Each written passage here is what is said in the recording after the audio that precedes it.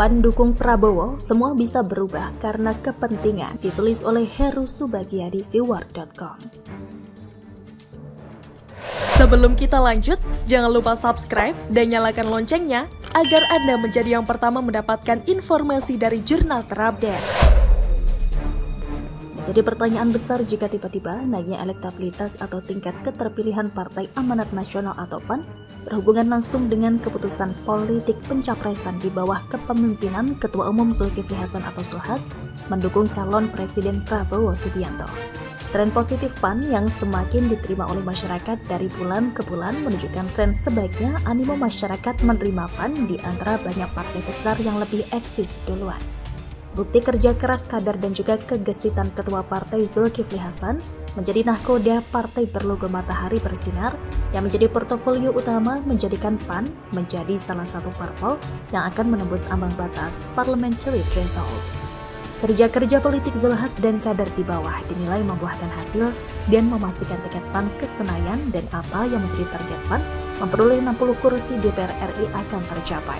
Dengan tercapainya target tersebut, PAN akan menjadi 5 partai besar nasional yang akan mewarnai penuh dinamika dan kontestasi politik nasional. Pertanyaannya, apakah elektabilitas PAN akan konsisten naik pasca deklarasi dukungan ke Prabowo Subianto? Perlu dicermati jual hasil survei politik yang saat ini menjadi acuan data anggapan memperoleh kenaikan elektabilitas terbaru, bukan menjadi patokan untuk menjustifikasi elektabilitas PAN naik karena dukungannya ke Capres Prabowo. Perhatikan secara seksama jika yang dirilis lembaga survei indikator politik diumumkan pada Jumat 18 Agustus 2024 dengan data survei responden dipakai sebelum PAN mendukung Prabowo Subianto sebagai Capres 2024. Angka survei menunjukkan elektabilitas PAN memperoleh angka 4,3%. Catatan penting jika survei nasional indikator politik yang digelar pada 15-21 Juli 2023. Sementara PAN baru mengumumkan sekaligus mendeklarasikan dukungannya kepada Prabowo di Gedung Proklamasi Menteng, Jakarta pada Minggu 13 Agustus 2023. Artinya perolehan elektabilitas PAN saat ini tidak ada hubungan sama sekali dengan pencapresan Prabowo Subianto. Dapat dikatakan jika pernyataan Ketua Umum DPP Partai Amanat Nasional, Zulkifli Hasan perlu dikaji dan dipelajari dengan baik. Perlu dikaji ulang statement yang menyatakan tingkat elektabilitas bakal calon presiden Prabowo Subianto semakin naik setelah partainya masuk koalisi Kebangkitan Indonesia Raya. Kutip dari berbagai sumber, telah terjadi kesepakatan politik 4 partai politik yang tergabung dalam Koalisi Kebangkitan Indonesia Raya atau KKIR tengah membahas sosok bakal calon wakil presiden atau cawapres yang bakal mendampingi Prabowo Subianto dalam pemilihan presiden atau Pilpres 2024. Pembahasan mengenai cawapres itu dilakukan setelah Partai Golkar dan PAN memastikan dukungannya terhadap Ketua Umum Partai Gerindra tersebut. Sekretaris Jenderal PAN Edi Suparno menegaskan penentuan cawapres Prabowo akan dilakukan secara musyawarah mufakat bersama para ketua umum partai politik koalisi. Publik kaget dikejutkan oleh akrobatik politik elit politik PAN yang tiba-tiba mendukung Prabowo Subianto sebagai Capres 2024. Partai Reformis Besutan Amin Rais Partai Amanat Nasional atau PAN resmi mendeklarasikan Ketua Umum Gerindra Prabowo Subianto sebagai Capres 2024. Deklarasi dukungan ini pun disampaikan oleh Ketum PAN Zulkifli Hasan atau Zulhas. Menjadi catatan politik yang pedas jika nama Prabowo Subianto tidak ada dalam keputusan Rakernas 2022 dan dalam Rakornas PAN di Semarang awal tahun 2023, justru nama pasangan Ganjar Erik yang menguat dan menjadi indikasi PAN akan mendukung total pencapresan Ganjar Pranowo.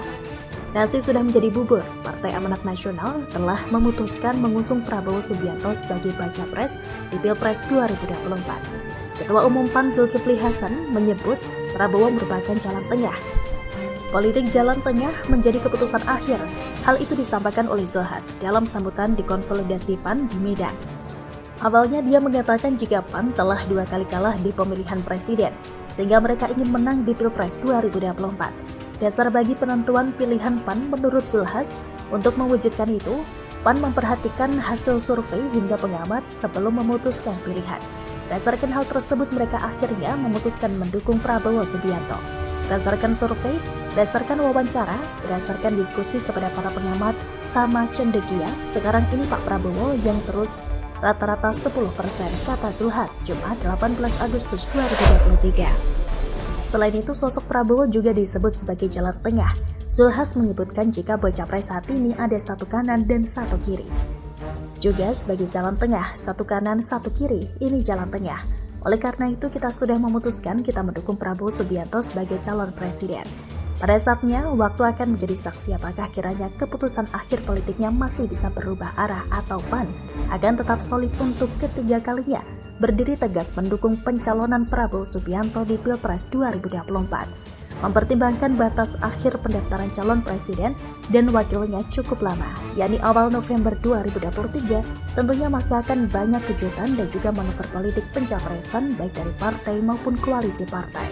Bagaimana menurut siapa yang gak kaget usia capres digugat ke MK maksimal 70 tahun, ditulis dari berbagai sumber.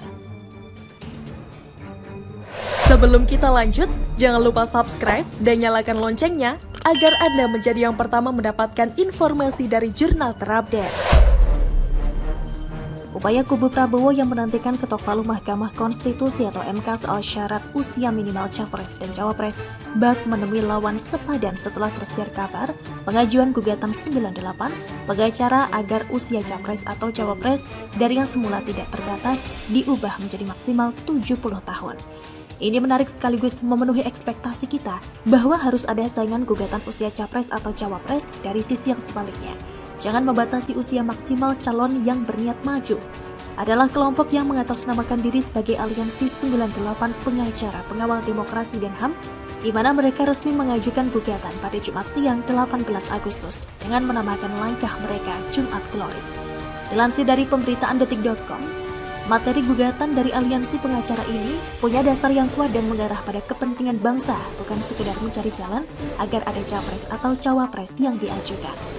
Gugatan Aliansi 98 ini mengarah pada permohonan Judicial Review Undang-Undang Nomor 7 Tahun 2017 atau Undang-Undang Pemilu Pasal 169 huruf D dan Q terhadap Undang-Undang Dasar 1945 dengan pasal yang digugat adalah Pasal 169 huruf D dan Q yang berbunyi huruf D tidak pernah mengkhianati negara serta tidak pernah melakukan tindak pidana korupsi dan tindak pidana berat lainnya.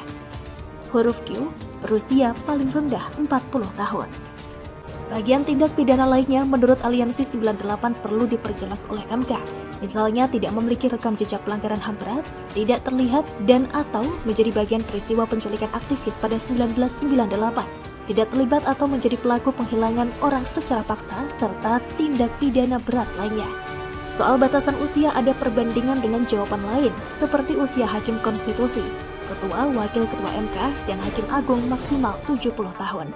Sementara anggota Komisi Yudisial atau KY maksimal 68 tahun, lalu usia Ketua dan anggota BPK maksimal 67 tahun.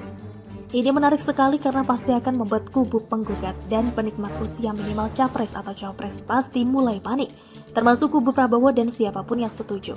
Usia minimal capres atau cawapres diturunkan menjadi 35 tahun. Sebagai pegawai konstitusi, pelindung demokrasi, dan pelindung hak konstitusional warga negara, kini posisi MK sedikit terjepit.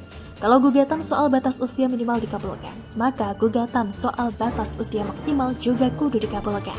Bagi saya, gugatan soal usia maksimal capres-cawapres ini lebih masuk akal dan sangat berguna bagi kepentingan bangsa jika sampai dikabulkan. Secara kemampuan pada umumnya, orang yang berusia 70 tahun lebih sudah tidak lagi maksimal dalam banyak hal, karena mulai terjadi penurunan dalam banyak hal, baik secara fisik, keberanian, intuisi, ketepatan pengambilan keputusan, juga secara kesehatan jasmani dan rohani, pastilah tidak seprima orang berusia 40-60 tahun. Apalagi jika seseorang pernah memiliki riwayat stroke, diabetes, penyakit jantung, atau penyakit berat lainnya yang tentu akan cukup mengganggu dalam menjalankan tugas dan tanggung jawab sekiranya terpilih menjadi kepala negara. Memang sih ada poin gugatan yang diduga mengarah pada Prabowo Subianto, tetapi secara pribadi poin-poin yang disampaikan saya setuju karena rasa yang tersembunyi. Tidak pernah melakukan tindak pidana berat lainnya, memang perlu diperinci termasuk soal mengkhianati negara. Menurunkan usia minimal capres-cawapres memang baik, selama calon yang akan dimajukan terbukti mampu mengemban amanah karena pernah menjadi pemimpin sejak masa mudanya, minimal wali kota atau bupati atau gubernur. Tapi urgensinya jauh lebih mendesak untuk membatasi usia maksimal capres atau cawapres. Jika lantas usia Prabowo kayak kena lagi, yaitu kebetulan saja masa usia maksimal mau dibatasi hanya sampai 60 tahun saja, atau masa mau dinaikkan batasnya menjadi 80 tahun, akhirnya mari berharap agar MK tidak masuk angin dalam menyikapi kedua gugatan yang berbeda pendekatan dan tujuan ini. Sekali lagi intinya, kalau MK mengetuk palu dan mengabulkan batasan usia minimal menjadi 35 tahun, sebaiknya MK juga kudu mengabulkan usia maksimal pada angka 70 tahun. Lah kalau begitu kan Prabowo langsung tamat dong? Ya biarkan saja.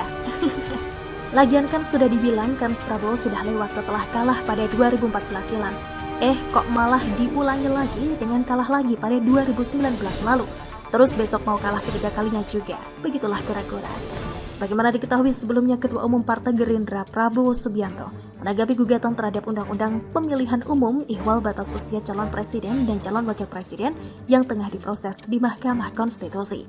Menurut Prabowo, usia sedianya bukan faktor utama untuk melihat kapabilitas kepemimpinan seseorang.